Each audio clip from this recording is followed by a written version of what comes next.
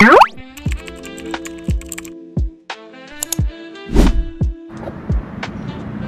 everyone, this is Ray with HexFire Stacks, and today we are going to be cooking out at the park, and we're going to be showing you some modifications that we recently made to the HexFire Grill Stack.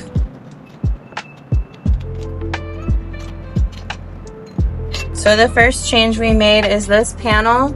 We actually made a vent here, and this is to reload charcoal or to move your charcoal around in your grill. That way you're not lifting the top panel, having to take the food off, or risking injuring yourself.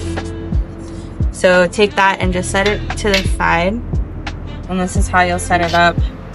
They will all interlock into each other. This one has handles, this one doesn't.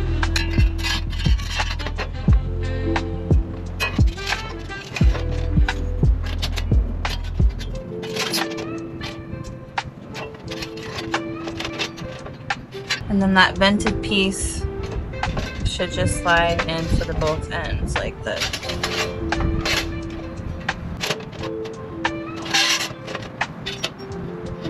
And then these little pieces, this, are just going to go into each panel on the edge.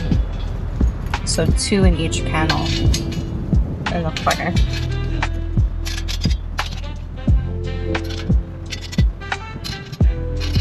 And then your bottom panel has these 2 holes for the ash, and you just want to line those up with your vented panel, and it just slides right on top of the pieces we put in, and it should look like this when it's all put together.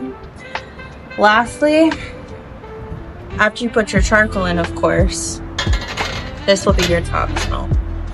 And the other change we made is this top panel. It used to hang over the sides, so then any oil that was on the cooking surface was dripping off.